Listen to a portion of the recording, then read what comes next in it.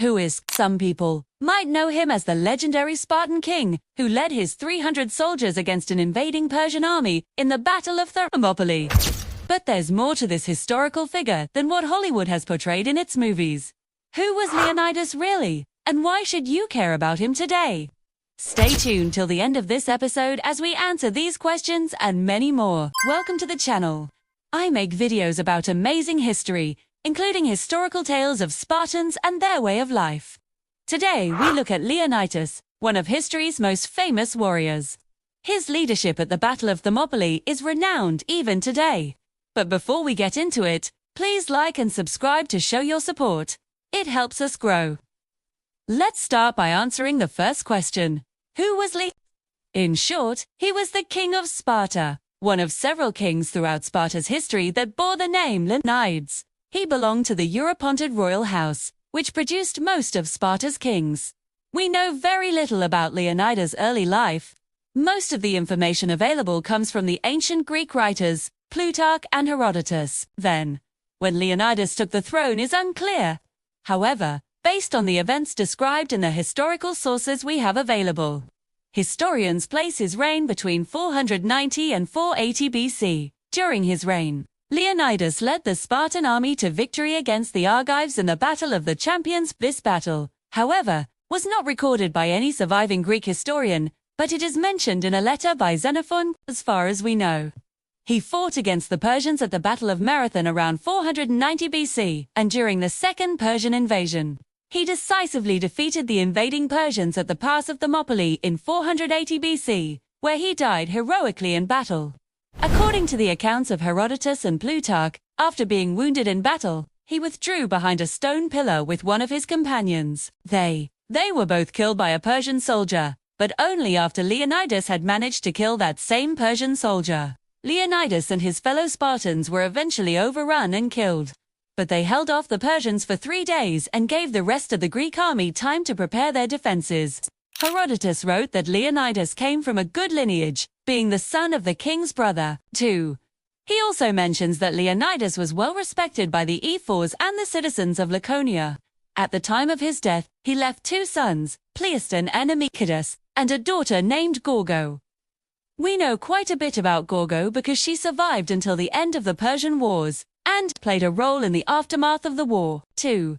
Her mother was the legendary Queen Mother, the daughter of the Lydian king Croesus, and Herodotus' favorite example of a woman of superior intelligence and wit.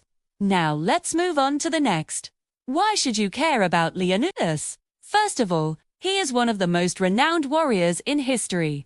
Even if you haven't heard of him, you must have heard of the movie 300. If you have seen the movie, you probably wonder how much of it is true. Well, it turns out that the real story of Leonidas is even more impressive than the movie. Just think of it. He led a small force of only 300 men into battle against a massive Persian army, numbering in the tens of thousands.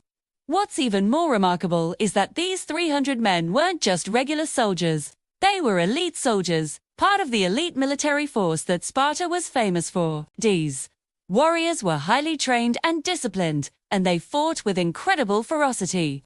They were so effective that they were able to hold off the Persians for 3 whole days, inflicting heavy casualties on them. In the end, they were eventually overwhelmed and killed, but they had bought precious time for the rest of the Greek army to prepare their defenses.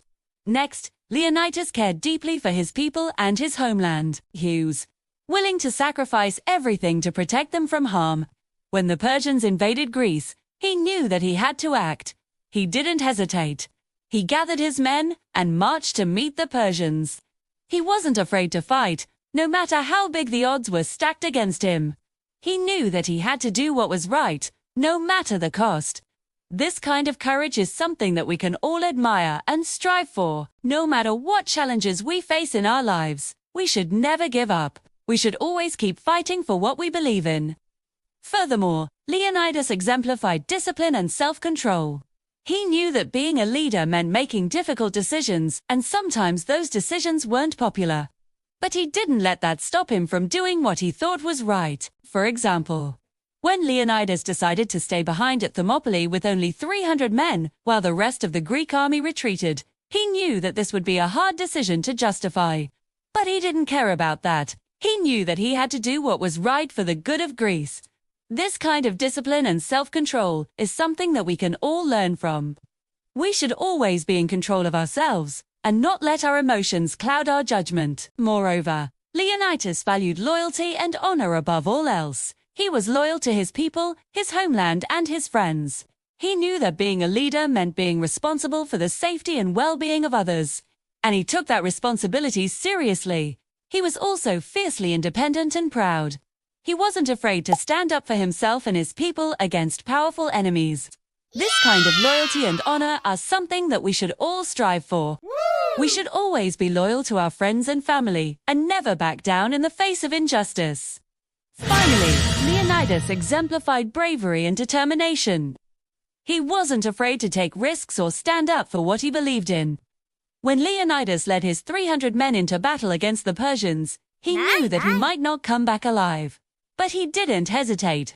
He was determined to do what he thought was right, no matter the personal cost. This kind of bravery and determination is something that we can all admire and emulate. We should never be afraid to speak up for what we believe in or to stand up for those who are weaker than us.